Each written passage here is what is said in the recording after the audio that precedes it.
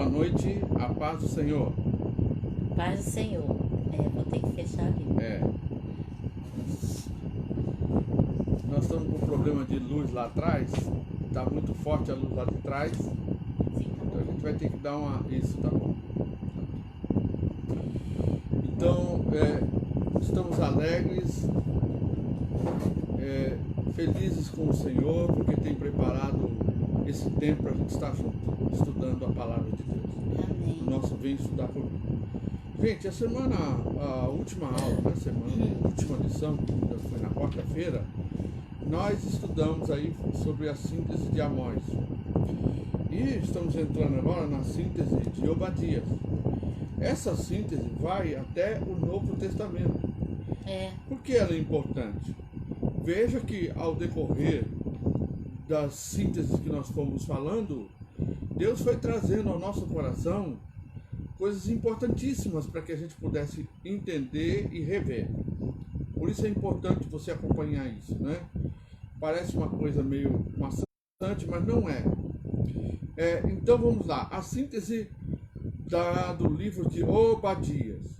O autor do livro de Obadias, nada se sabe acerca de Obadias, exceto que o seu nome significa servo do Senhor. Você sabia disso? Então, o tema do livro de Obadias os edomitas são descendentes de Esaú, irmão gêmeo de Jacó. O livro de Gênesis retrata a inimizade entre os dois irmãos, Esaú e Jacó. Edom se tornou uma grande nação. Gênesis capítulo 36. Haddad morreu e Sanlá de Masreca foi o seu sucessor. Sanlá morreu e Saul de Reobote, próximo ao Eufrates, foi o seu sucessor. E aí vai falando, né, de sucessores. Aqui. Não, 36, Gênesis 36. 36, 36? Não, 36 começa no primeiro. Vamos lá pro primeiro, lá só pra gente poder ver. Ó, esta é a história da família de Esaú, que é Edom. Então, beleza. Agora, Êxodo capítulo 15, versículo 15. Êxodo... Mas se tá falando 36, é para ler o capítulo todo. Não, Sérgio. É só para saber que o livro retrata a inimizade dos irmãos. Edom se tornou uma grande nação. Esta é a história da família de Esaú, que é Edom. Esaú casou-se com mulheres de Canaã. Ada, filha de Elon, o Tito, Olibama, filha de Anai, neta de Sibeão, o Eveu. E Basemate, filha de Ismael e irmã de Nebaiote. Então, ele já casou com Cananita, né? Coisa que Deus não aprova. Não aprova, nem os pais dele aprovaram. Então, por isso, é uma semente já contaminada, né? Contaminada. Agora, Êxodo 15, 15.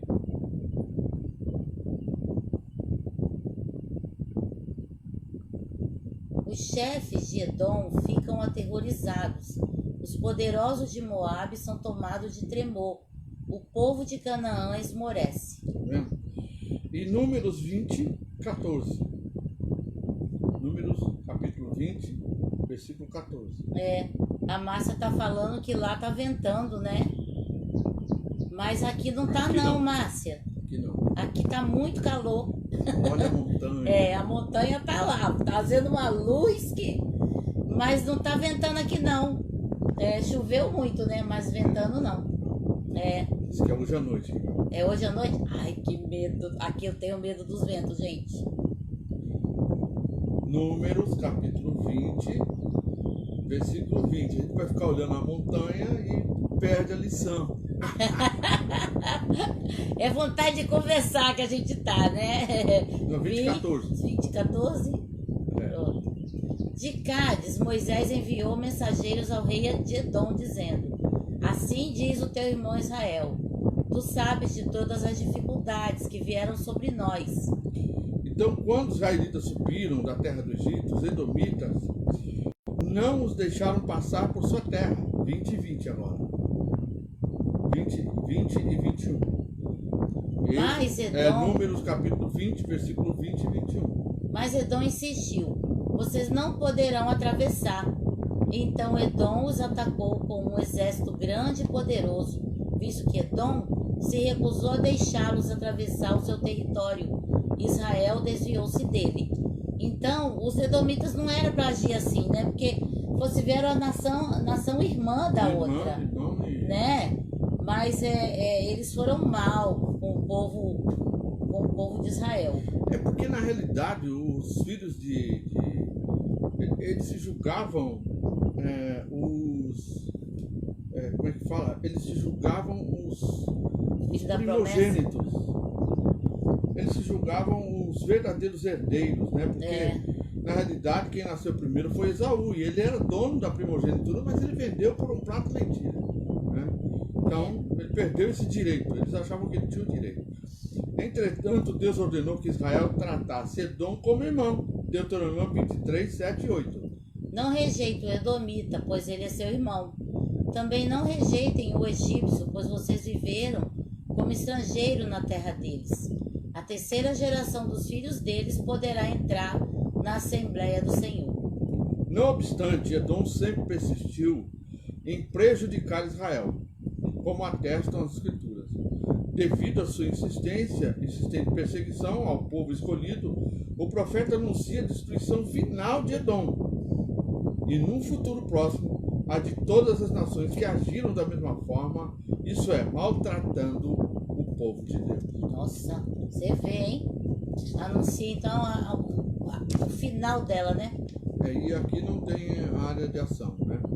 Agora nós vamos também entrar aqui na síntese do profeta Jonas, né? Jonas, o autor, conforme a tradição, Jonas, o profeta era galileu da cidade de Gat-Efer, que está em Zebulun. Josué, né? 19, 13. Depois continuava para o leste até Gat-Efer e Et-Cazim. Chegava a Rimon e fazia uma curva na direção de Neá. Na região norte de Nazaré, na Galileia, Jesus deu testemunho da existência de Jonas, do livramento miraculoso do seu ofício profético. Mateus 12, 40. Ele vai falar sobre Jonas, né? Que esteve dentro da baleia. Seria o sinal que ele ia dar, né? Mas vamos lá. Mateus 12, 40.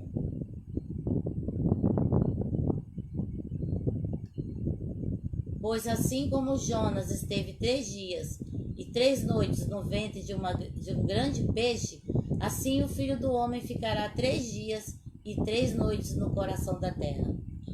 O tema do livro de Jonas. Jonas foi convocado para profetizar em Nínive. O profeta foi comissionado para pregar contra a cidade em virtude do seu grande pecado e corrupção. Deus falou a Jonas que fosse a Nínive, mas ele era de opinião contrária e fugiu para Tarso. Gente, tem muita gente que Deus até mostra as coisas para eles, mas eles são de opinião contrária. Eles acham que tem que ser do jeito deles. Prevalece o que ele acha. É o que acha. Não o que Deus acha. Mas acaba se dando mal. É porque o homem age segundo os sentimentos mesquinhos que ele tem. Mas Deus age segundo o seu grande amor e a sua misericórdia. Aleluia. Glória a Deus. E a gente não gosta disso às vezes. A gente quer que Deus castigue aquele que faz mal para nós, mas não é assim com Deus, né? Verdade. Nínive ficava na região leste da Palestina e Tarso na região oeste. Então Jonas compra passagem em um navio que está indo para um destino contrário ao seu. No navio, Jonas se isola e dorme. Logo após a partida na embarcação, ocorre uma severa tempestade. Os marinheiros aterrorizados lançaram ao mar a carga do navio e em seguida começaram a invocar o nome dos deuses. Gente, vocês podem pensar o seguinte, né? O que acontece quando alguém está no lugar errado? Até as pessoas que estão à volta sofrem com aquilo. Sofrem. Olha as consequências. Eles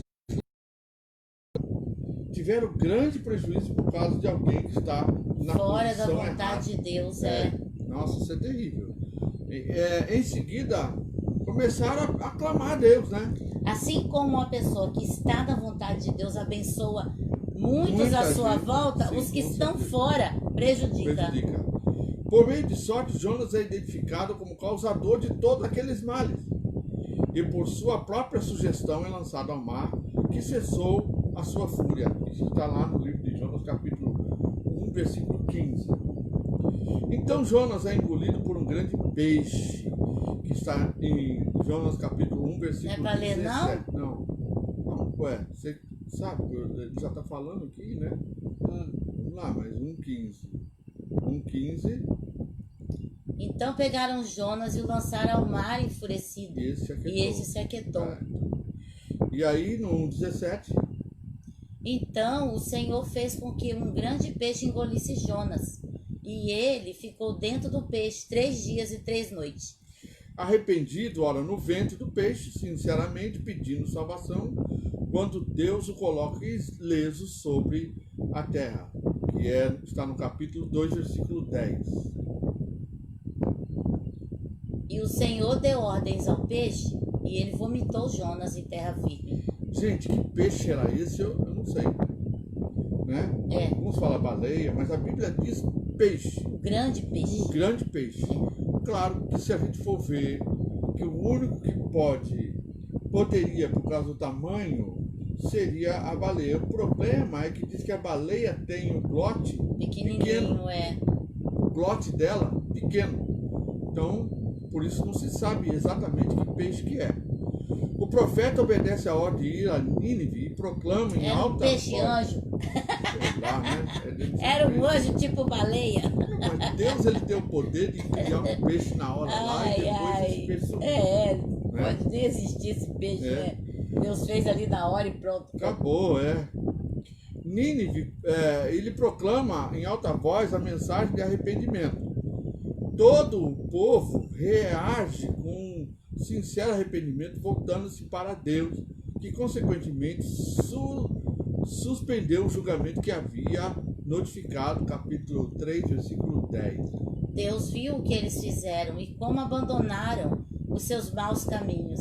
Então Deus se arrependeu e não os destruiu como tinha ameaçado. Mas na realidade, se você notar, se você ler lá no livro de Jonas, na realidade ele não pregou uma mensagem de arrependimento. Ele disse assim, que em 3 dias Nínive seria subvertida. Né? Ele pregou juízo. Ele falou, não, vocês vão ser destruídos. Mas o povo se arrependeu. Se humilhou diante de Deus, né? Ele não chegou assim e falou, arrependam, não. Porque Deus vai vir sobre vocês. Não. Mas aqui está dizendo que uma mensagem de arrependimento. Arrependimento porque eles se arrependeram. Assim, o livro de Jonas é uma repreensão contra o exclusivismo. Nossa, isso é muito importante. Porque era assim, Jonas achava que só o povo de Israel que merecia a misericórdia de Deus. As outras nações não, mas aqui Deus mostra que se humilhou, se arrependeu de coração, ele perdoa. Ele perdoa.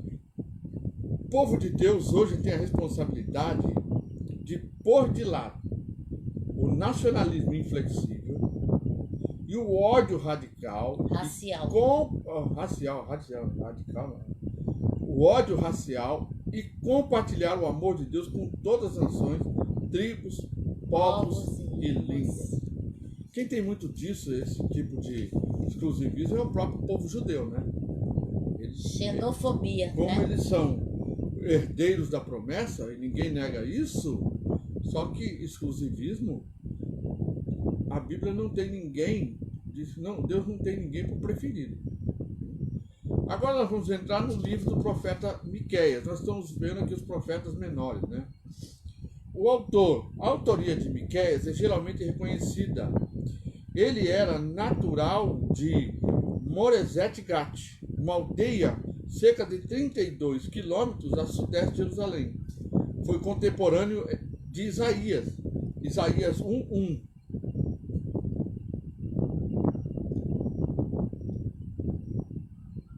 Visão de Isaías, filho de Amós, teve a respeito de Judá e Jerusalém durante os reinados de Uzias, Jotão, Acais e Ezequias, rei de Judá. E vamos lá no Miqueias 1:1, que aí vai elucidar mais ainda isso aí. Miqueias 1:1. A palavra do Senhor que veio a Miqueias de Moresete durante o reinado de Jotão, Acais e Ezequias, reis de Judá. A visão que ele teve acerca de Samaria e de Jerusalém. Então, em prova, né, que ele era contemporâneo de Isaías. Profetizou durante o reinado de Pecaías, Peca e Oséias em Israel, e de Jotão, Acás e Ezequias em Judá. Segundo Reis, capítulo 15, de 23 a 30. Segundo Reis, 15.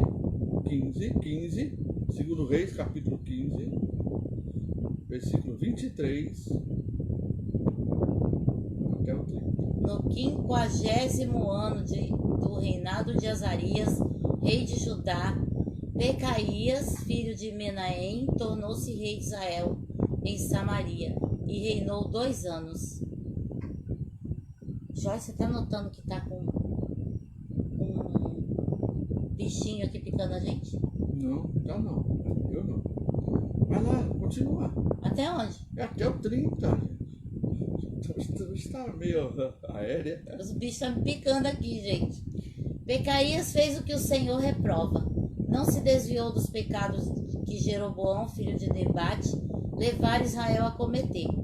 Um de seus principais oficiais, Peca, filho de Remalias, conspirou contra ele, levando consigo 50 homens de Gileade. Assassinou Pecaías juntamente com Argob e Arié, na cidade do palácio real em Samaria. Assim Peca matou Pecaías e foi o seu sucessor. Até aqui? Não, até o 30.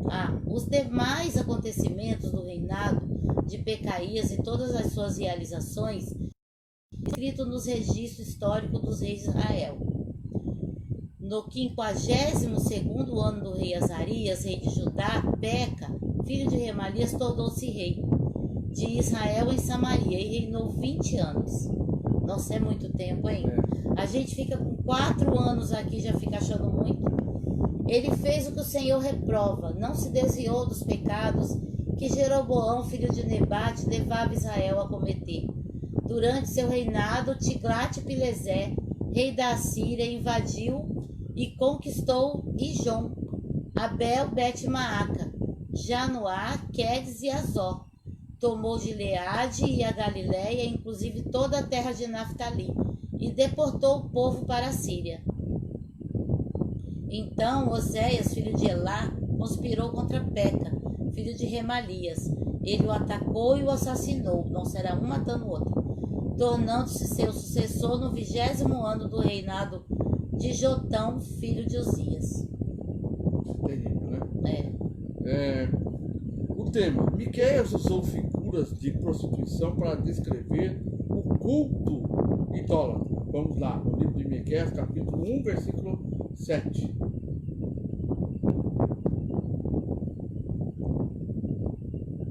Miqueias 1, 7. Todas as suas imagens esculpidas serão despedaçadas, e todos os seus ganhos imorais serão consumidos pelo fogo. Destruirei todas as suas imagens, visto que o que ela juntou foi como ganho da prostituição, como salário de prostituição tornará a ser usado. Olha, gente, você vê, né? O povo, por estar em rebeldia contra Deus, Deus considerava o ganho deles como prostituição.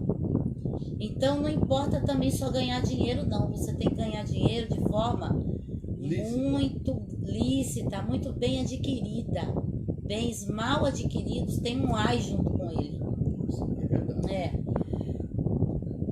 Tal como fizeram Oséias. A ira de Deus devia cair sobre toda a nação por causa dos pecados de violência e injustiça social.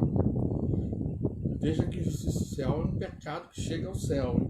O profeta observou que Israel havia rejeitado a verdade e que pereceu o benigno da terra, e não há entre homens um que seja reto. Todos armam ciladas para sangue, caçam cada um seu irmão como uma rede. Isso está no versículo do capítulo 7, versículo 2, que já está aqui o versículo que nós estamos falando. Apesar do tom predominante de castigo iminente, a visão de Miqueias vai além do julgamento e mostra a restauração e as bênçãos futuras. Deus voltaria no seu povo e eliminaria completamente os seus pecados. Amém. O que a gente pode ver, gente, é assim: não é que Deus vai ser permissivo com o pecado. Para que Deus venha intervir, precisa abandonar o pecado. Precisa abandonar. Porque não tem promessa para quem se mantém no pecado. Não há promessa. Vamos agora também para a síntese do livro de Naum. O autor de Naum, praticamente nada se sabe a respeito de sua história pessoal, além da declaração de que ele era um eucosita. Nenhuma evidência válida tem sido apresentada para declarar que qualquer outro tenha sido o autor do livro. Vocês podem observar o seguinte, né? A Bíblia, ela mostra não que as pessoas tenham sido menos importantes, né? Mostra profetas que tiveram uma única ação, um único trabalho, uma única forma de profetizar e pronto. Não significa que eles não deixaram. Ao contrário, eles cumpriram o desígnio do Senhor. O propósito dele. Cumpriram o propósito. Porque a gente acha que propósito é ficar anos e anos fazendo diferença.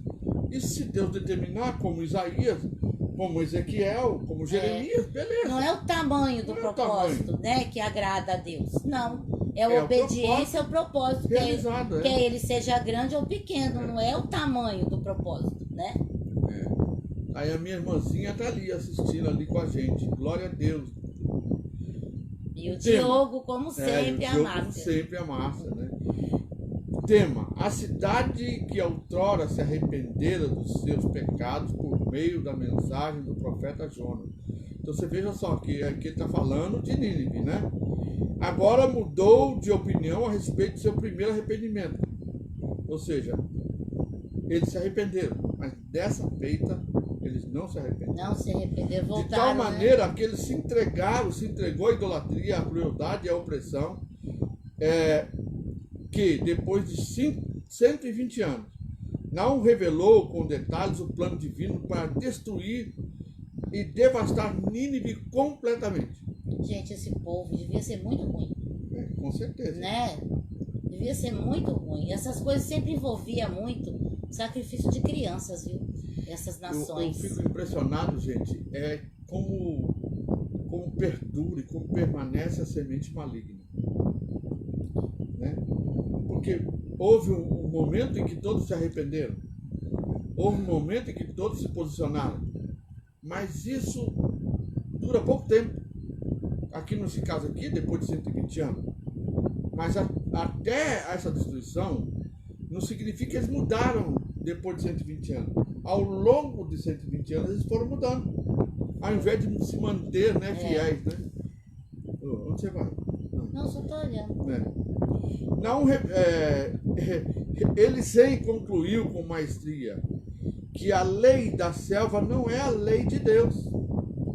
Embora o pecado e a violência possam ficar sem punição por algum tempo, por causa da longanimidade divina, todavia não serão esquecidos. Gente, nós estamos acostumados a ver pessoas que têm a índole mal, coração mal, perverso, né, sem escrúpulo, passar a vida toda comendo pão do melhor, né, e aí morre. E aí as pessoas falam assim: nossa, morreu, se livrou. Não. Quisera eles poderem se arrepender enquanto estavam vivos. Porque ali começou não julgamento eterno, condenação eterna. Então, não que eles deixaram de ser punidos. Deus é longânimo. Deus dá todo o tempo que o homem precisa para se arrepender e mudar o seu caminho. Mas infelizmente a escolha é nossa, né? A escolha é nossa. Bom, agora nós também vamos entrar aí em mais um aqui, que é a síntese de Abacuque. Muitos têm lido muito Abacuque como consolo, como conforto ao coração, né? O autor de Abacuque, praticamente nada se sabe de Abacuque, exceto que se pode deduzir desse livro que leva o seu nome. Esse profeta não é mencionado em nenhum outro lugar da Bíblia, mas 2 vezes no seu livro, conforme nos mostra a referência. 1:1, Abacuque 1:1, vamos ver lá. Abacuque capítulo 1, versículo 1. Advertência do profeta Abacuque. E capítulo 3, versículo 1. São as 2 menções, né, que vai falar sobre... meu Deus. Não é mais fácil ir lá no 3, quanto? 1. Tá aí, ó. Oração do profeta Abacuque, uma confissão. Então são os 2 momentos em que é mencionado o nome dele no próprio livro. Alguns têm identificado como levita, por causa de algumas observações musicais feitas ao Salmo litúrgico, no capítulo 3. Gente, esse negócio de levita, eu vou dar uma pausa aqui. A maioria das pessoas que cantam, o pessoal já chega a dizer levita, levita, levita.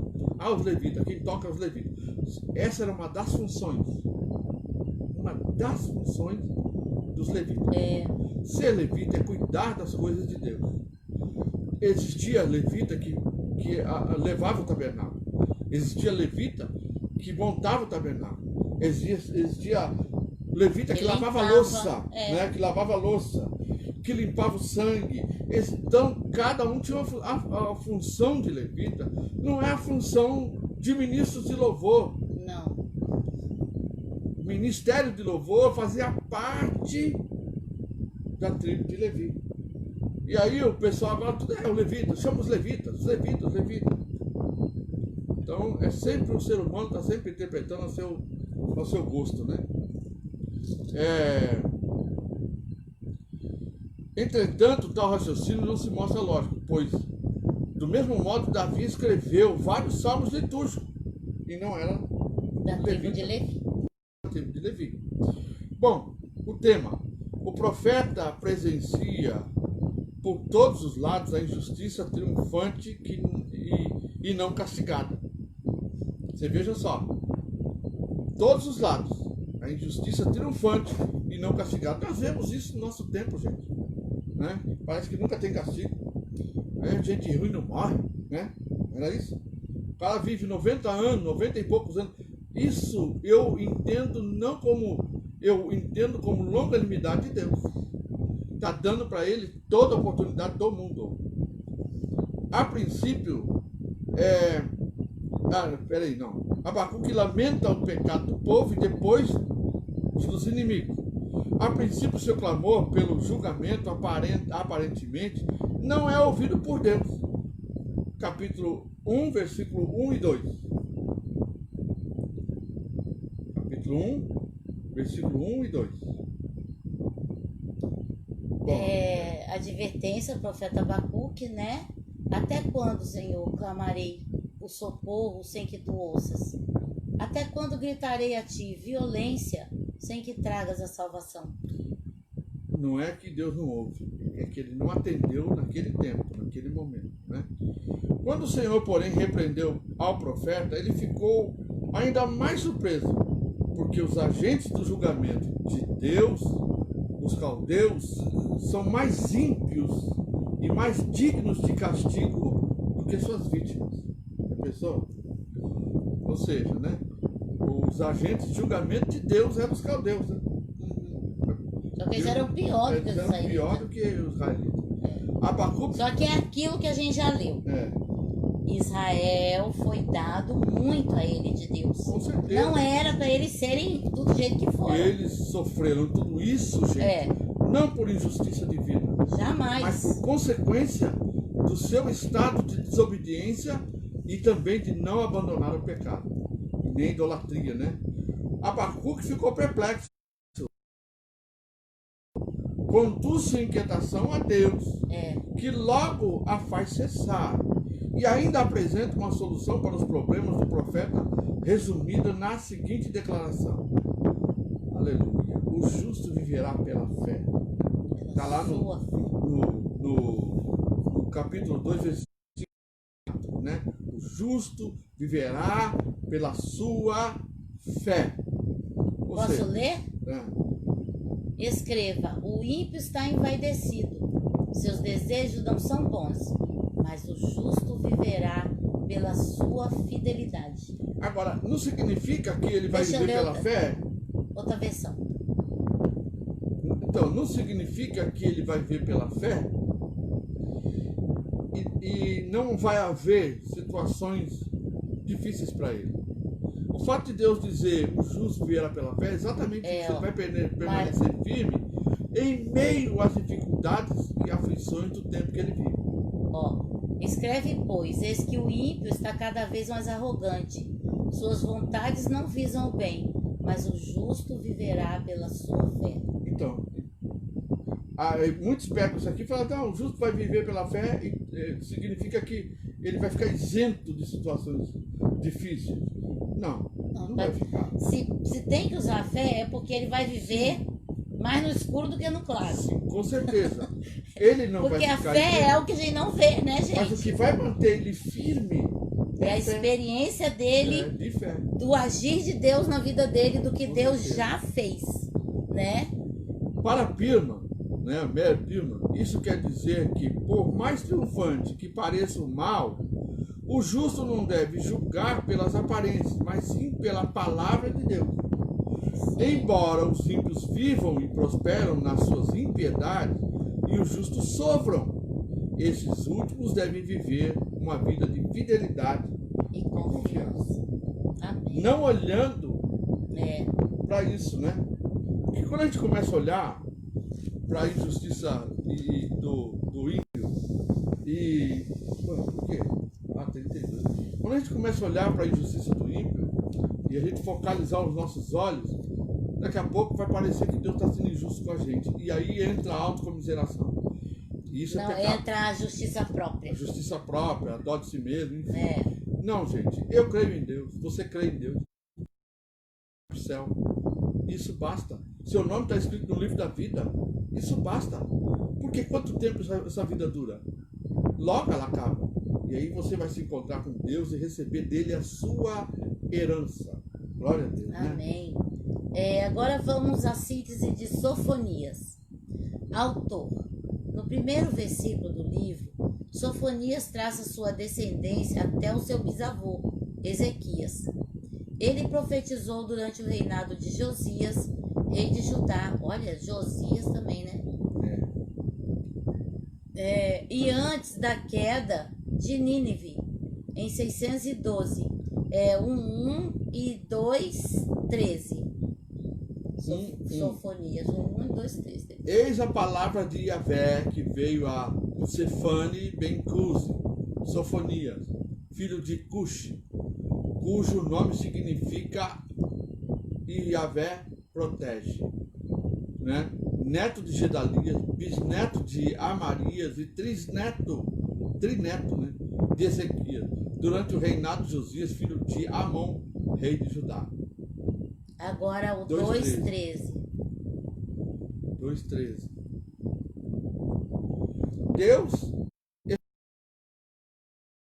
estenderá a mão contra o norte e destruirá a Síria, deixando a grande Nínive absolutamente em ruínas, tão seca e árida como o deserto. Tema: a grande ênfase de Sofonias é o dia do Senhor, quando Deus consumirá e destruirá tudo sobre a face da terra, seja homem, seja animal. O Todo-Poderoso consome a terra com o fogo da sua indignação, em virtude do pecado e da intransigência dos homens. Eu fico olhando assim, gente, que os profetas sempre falaram do tempo do fim, do tempo de juízo, né, e do final da terra. E eu fico vendo como que as novelas, principalmente da Globo, colocam os profetas como loucos, né? Coloca pessoas que profetizam o fim dos tempos. Os filmes também colocam como loucos. Ou como até mesmo esses abrigados de rua, que é morador de rua. Morador de rua, sabe? Maltrapilhos, morador de rua. Só que o juízo vai vir, gente. Sujos, né? Só falta Então, falar que o profeta vive na Cracolândia. Sofonias 1. Ah, já leu, né? Já li.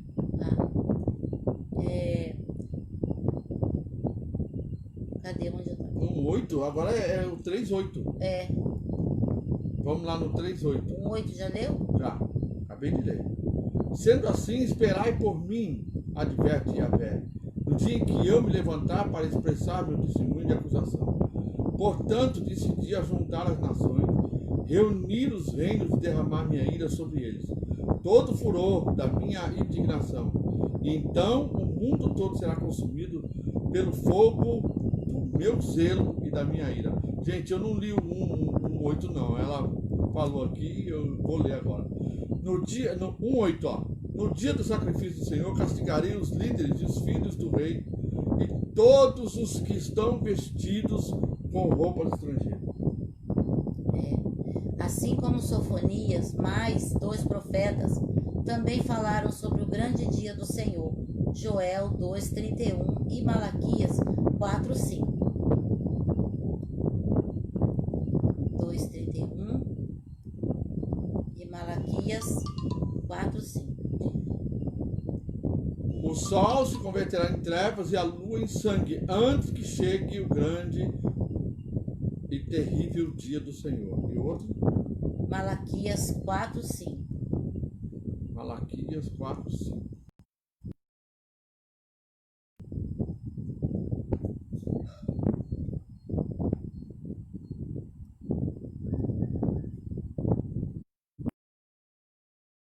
E eu mesmo vos enviarei o profeta Elias, antes que venha o Gadol, grande Yaré, assustador, dia de Yahvé, ou dia do Senhor.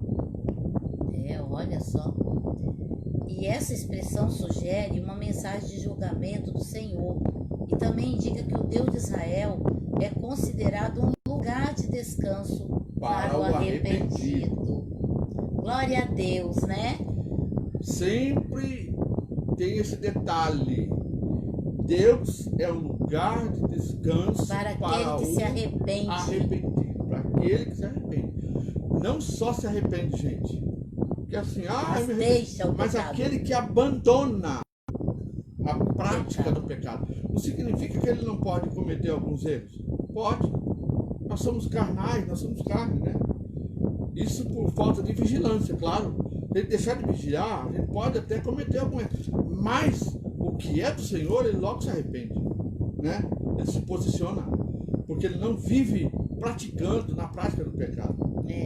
O profeta conclui sua mensagem com palavras de bênção e promessas para as nações, e principalmente para Sofonias 3:20. 3:20. Sim. Então, naquele tempo vos reunirei.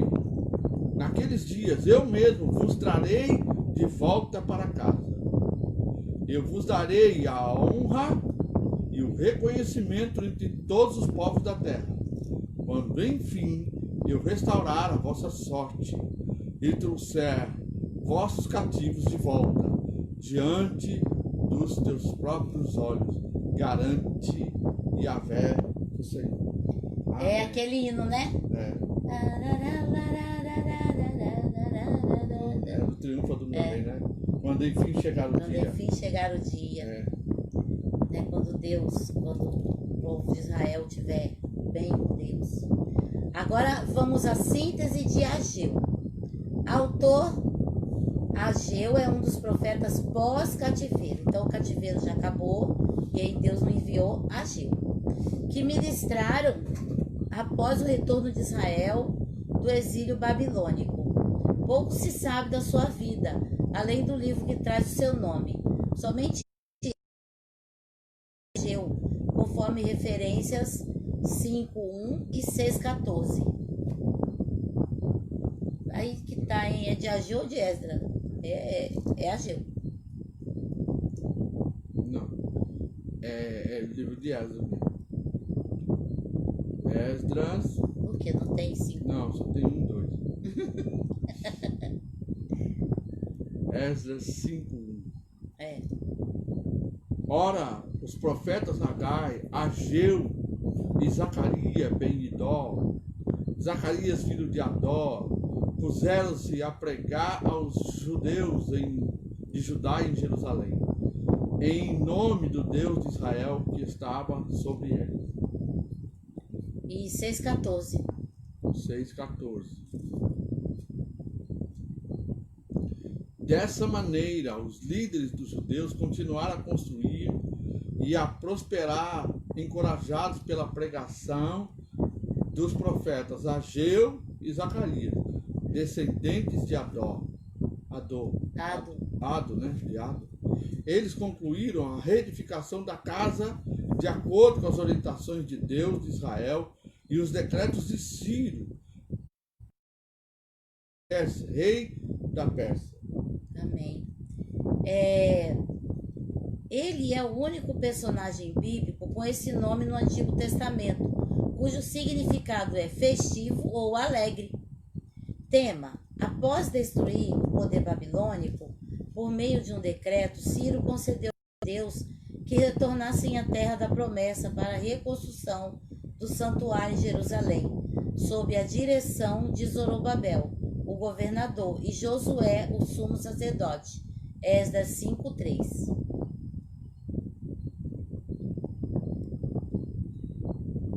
Tatenai, o governador da província a oeste do Eufrates, Shetar-Bonzai e seus companheiros foram logo lhe questionar: quem os autorizou a reconstruir esta casa e reerguer estes muros?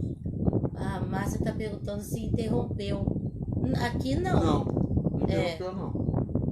Aqui tá normal, Então, depois de estabelecer-se na terra, o povo erigiu um altar de holocaustos no local do templo. 2 anos mais tarde, em meio a grandes regozijos, foram lançados alicerces do templo. Então, Ageu era um tipo assim de animador, ele animava.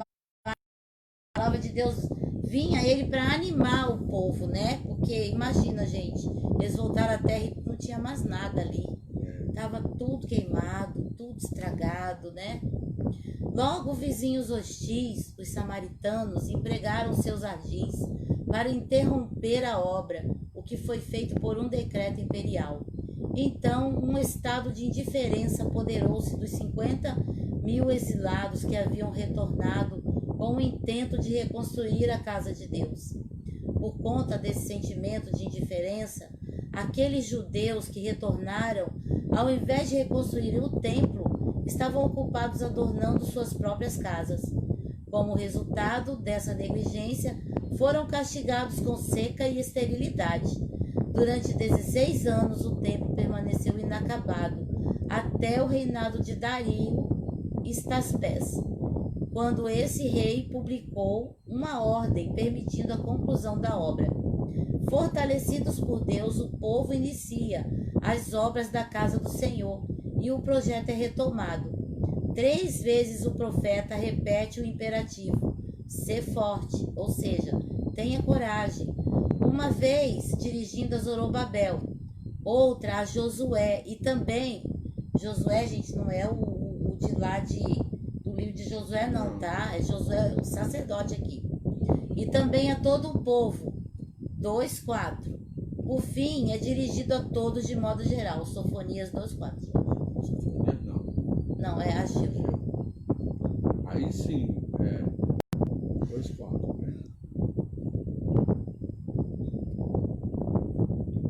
Todavia disse Yahvé: coragem, Zorobabel, coragem, ó grande sacerdote, Josué, filho de Jeozadak.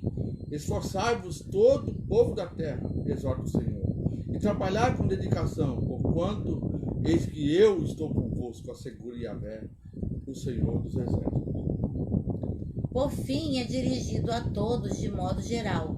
Assim, o tema pode ser resumido assim: os fracassos em outros setores da vida são resultados da negligência na obra de Deus. Vocês podem ver uma coisa aqui que é muito interessante a gente perceber. Quando Deus ordena que eles vão lá para reconstruir o templo, eles vão com toda alegria, com todo o intento, né, fazer, todo o empenho.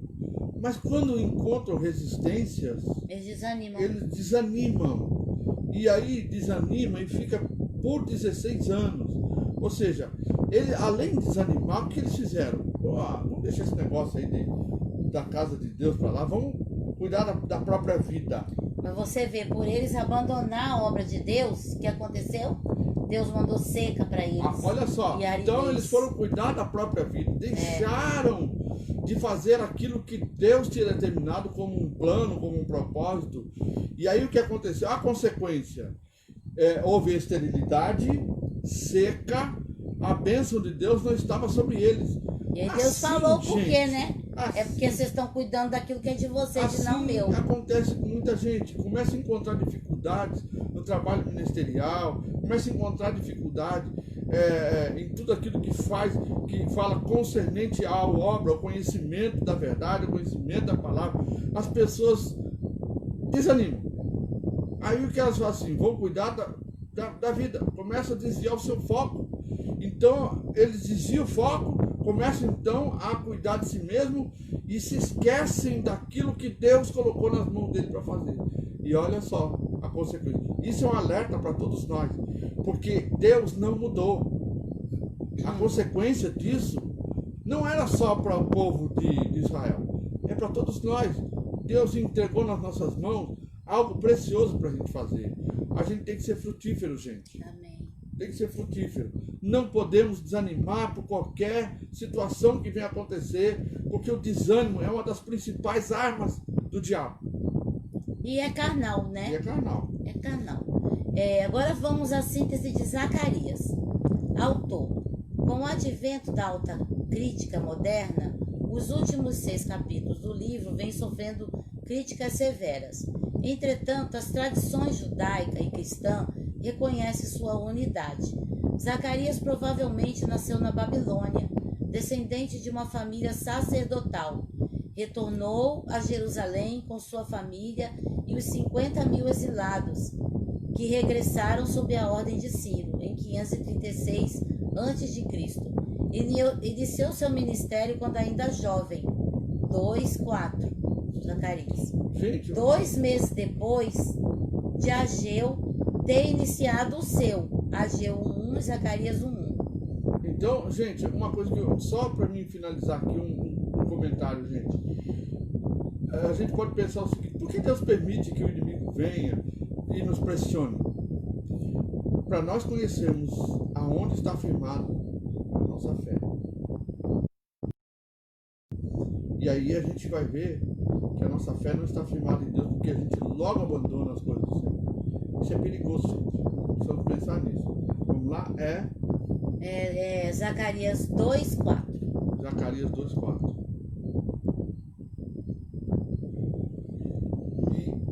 E ele já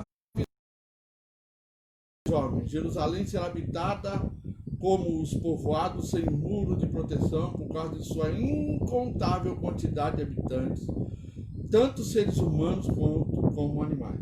Então quer dizer, Deus estava prometendo muita gente. Muita gente. Né? Muita gente. Isso era motivo de muita alegria. Então, Ageu 1:1 e Zacarias 1:1. Ageu 1:1 de novo?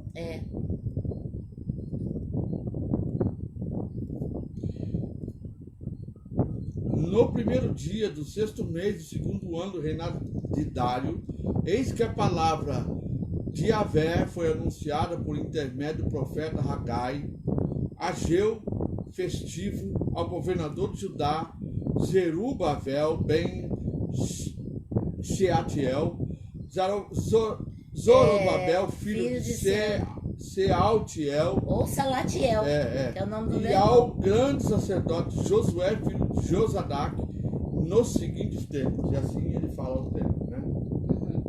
Zacarias 1. Zacarias 1. Essa versão aí é cheia dos nomes. É a King James, né?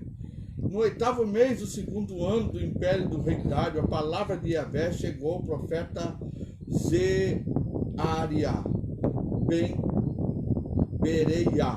A gente tem que aprender, inclusive, o hebraico, o aramaico, enfim, né? Zacarias, filho de Berequias, neto de Ido, cujo nome significa Yahvé lembra, nos seguintes termos, né? Olha, tá vendo, Zé? Yahvé lembra. Lembra. Que lindo, né? Ido. Que nome? Ido. Ele foi. Tema. Seu ministério, assim como o de Ageu, foi estimular o remanescente que voltou para reconstruir o templo.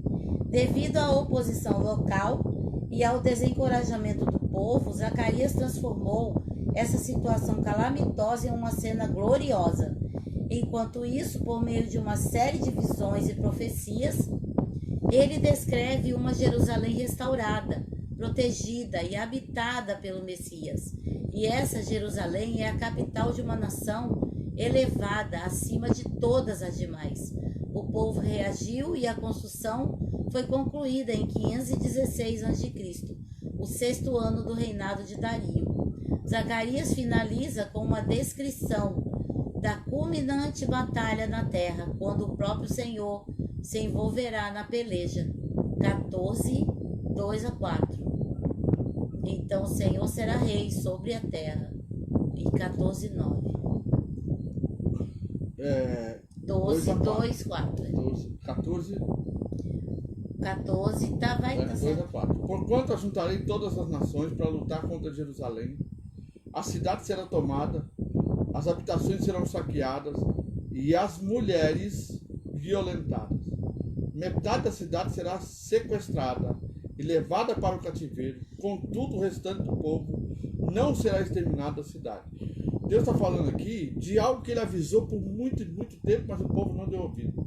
Quando a gente lê aqui, fala, nossa, saqueada, mulheres violentadas, enfim. Mas quanto tempo eles não foram avisados? Quanto tempo Deus não falou com eles? E eles não mudaram de posição, gente. Não mudaram.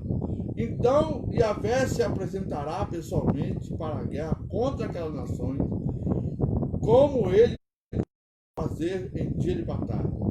Naquele dia, os seus pés estarão sobre o monte Aí é no das final, amor, oliveiras, isso aí. que é a leste de Jerusalém, e o monte se dividirá ao meio, do oriente para o ocidente, e haverá um vale muito grande.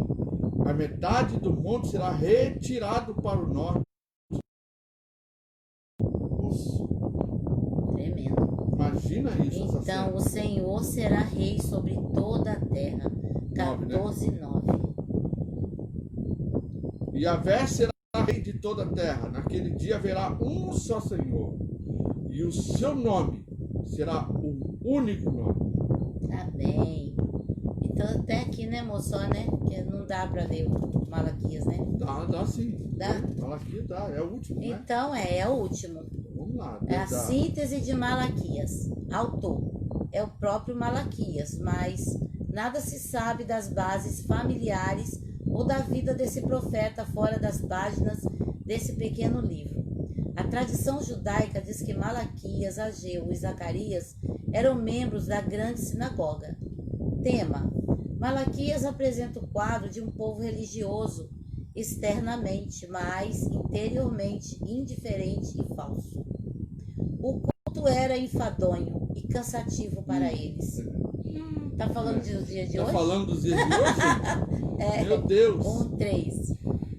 E ainda murmurais, que canseira, e zombais do cerimonial, acusa Yahvé dos exércitos, quando trazeis como oferta animais roubados, aleijados, doentes, e ofereceis isso mesmo em sacrifício. Imagina mesmo que eu devia aceitá-los de suas mãos, questiona o Senhor. Por que não colocavam o coração no culto? Isaías 43, 22 a 24.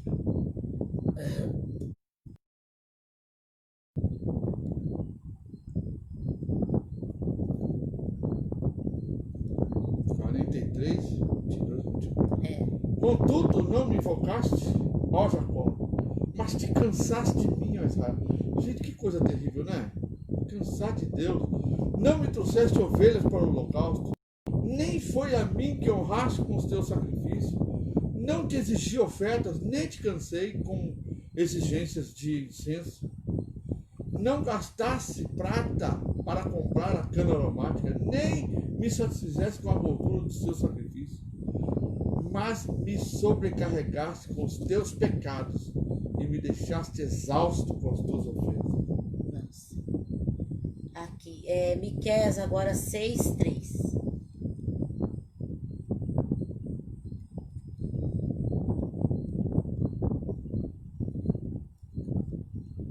E o meu povo diz-me claramente: que é que te fiz de mal?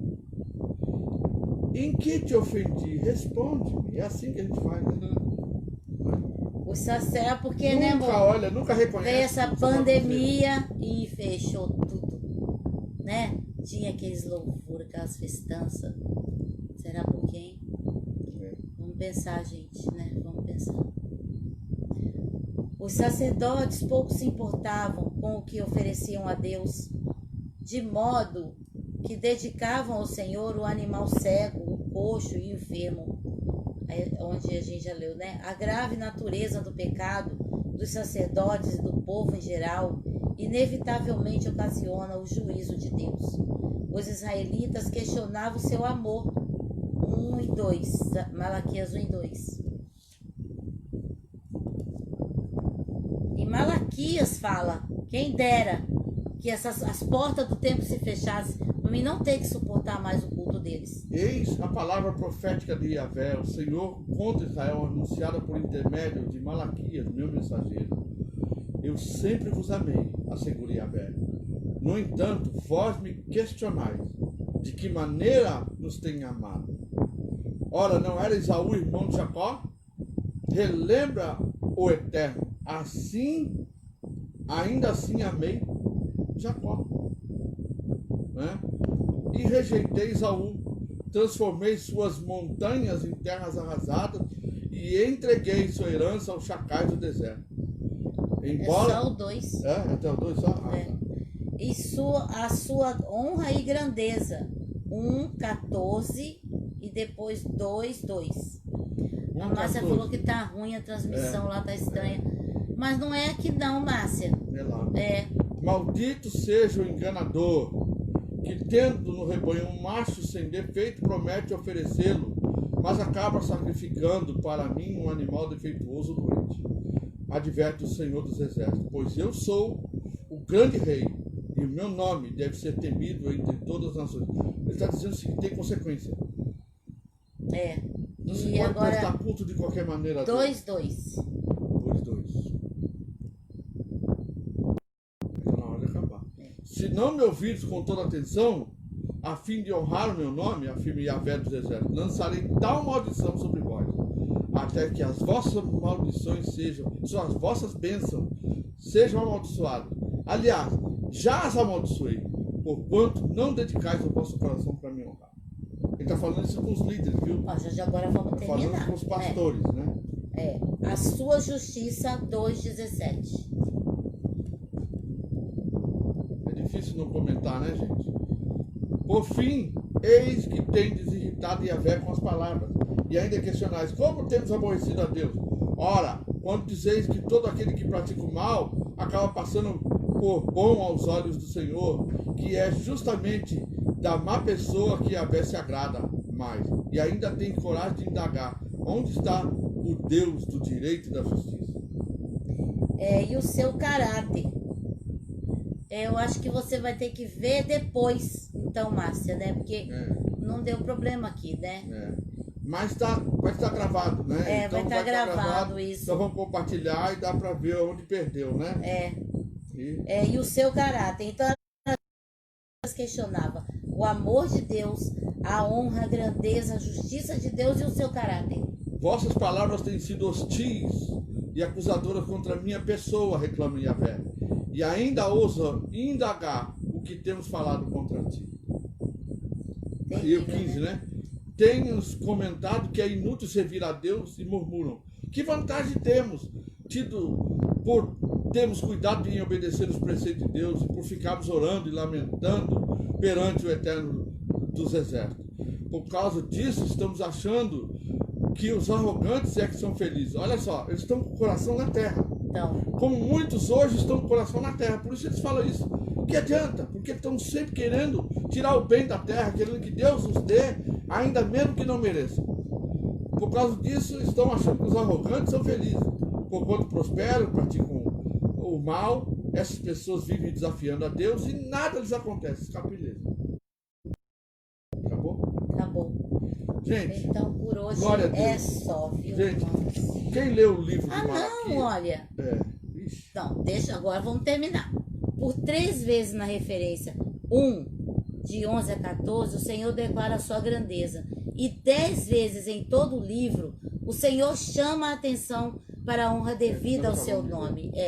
O livro termina com uma profecia sobre a vinda de Elias, o precursor do Messias, antes do grande e terrível dia do já Senhor. lemos também. Isso. Amém, glória a Deus. O Velho Testamento nós acabamos, A gente agora sabe vamos que o começar o livro novo. de Malaquias só é lido só em Isso, né? nos Só é lido dízimos. só num lugar, mas eu acho que quem lê ele num lugar tem que ler ele todo para poder ler naquele lugar. Bom, glória a Deus. Sem mais comentário. Gente, louvamos a Deus por sua aqui conosco, Sim. tem sido glorioso. A gente vê o quanto Deus tem enchido o nosso coração com essa palavra. Nós vamos compartilhar o vídeo tanto no Facebook quanto no YouTube. Compartilha com os nossos irmãos. Também estudando conosco. Amém? Que Deus possa te abençoar. Daqui a Amém. pouco, às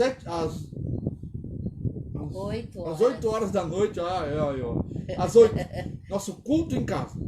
Venha adorar a Deus conosco. É apenas uma horinha. Mas vamos oferecer a Deus aquilo que Ele é devido. Amém? Amém. Até mais. Obrigado pela companhia. Até mais.